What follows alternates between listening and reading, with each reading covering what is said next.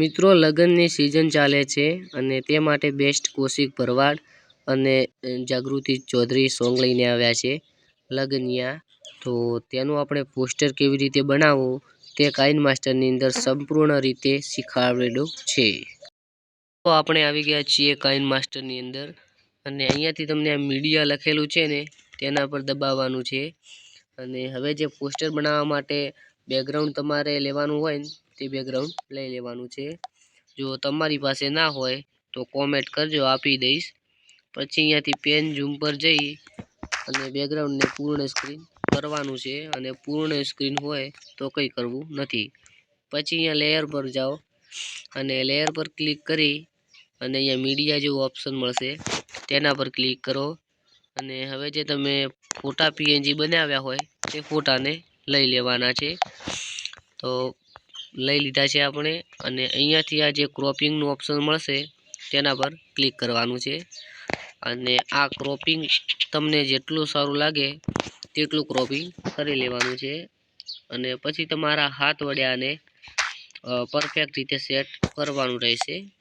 આટલું કર્યા બાદ હવે આપણે અહીંયાથી એક ઇફેક્ટનું ઓપ્શન મળશે તેના પર ક્લિક કરવાનું છે અને બેઝિક ઇફેક્ટ લખેલું હશે તેના પર ક્લિક કરીને આ જે ઇફેક્ટ છે તે તમારે આપી દેવાનું છે અને પછી અહીંયા તમને 3 ટપકા દેખાશે તેના પર ક્લિક કરવાનું છે અને 5મા નંબરનું સેન્ડ ટુ બેક લખેલું છે તેના પર ક્લિક કરી લેવાનું છે।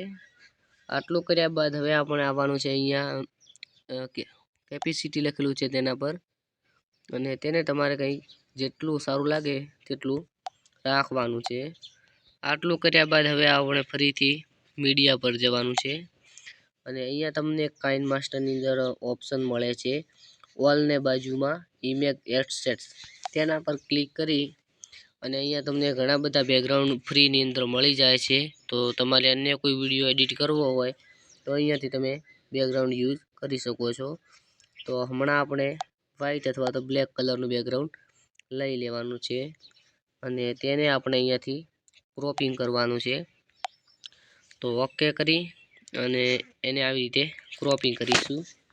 ક્રોપિંગ કર્યા બાદ થોડું મોટું કરી અને આ ખૂણો દેખાય તેના પર રાખવાનું છે અને ફરીથી અહીંયા 3 ડોટ એટલે કે 3 ટપકા પર ક્લિક કરી અને સેન્ડ ટુ બેક કરવાનું છે।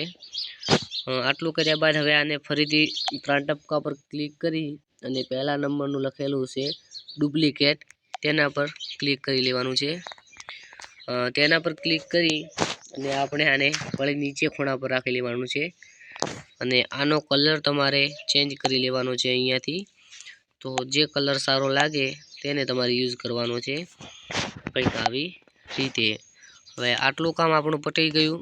હવે આપણી ચેનલનું નામ લેવાનું છે અથવા તો આપણે ચેનલનો લોગો તમારે જે લેવું હોય તે અહીંયા તમે લઈ શકો છો, નામ હોય તો એનો લોગો હોય તો આપણે આને આવી રીતે સેટ કરી લેવાનું છે કમ્પ્લીટ રીતે।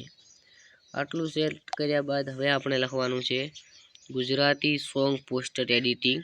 તો તે આપણે પહેલાંથી જ લખેલું રાખેલ છે તો તેને આપણે પહેલેથી લઈ લેશું ગુજરાતી સોંગ પોસ્ટર એડિટિંગ।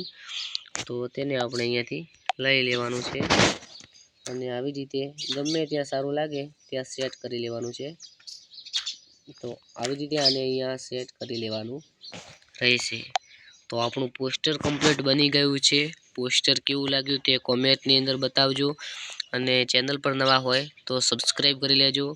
હવે આ ફોટાને આપણે ડાઉનલોડ કરવો હોય કાઇન માસ્ટરના લોગો વગર તો અહીંયા તમને સેટિંગની ઉપર એક સ્ક્રીનશોટનું ઓપ્શન મળે છે તેના પર ક્લિક કરવાનું છે અને પછી અહીંયાથી પહેલા નંબરનું છે કેપ્ચર એન્ડ સેવ તેના પર ક્લિક કરવાનું છે એટલે જે આ પોસ્ટર છે તમારી ગેલેરીની અંદર સેવ થઈ જશે કાઇન માસ્ટરના લોગો વગર।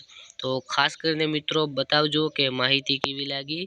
તો મળશું એક નવા વધુ એડિટિંગ વિડીયોની અંદર, ત્યાં સુધી જય હિન્દ જય ભારત।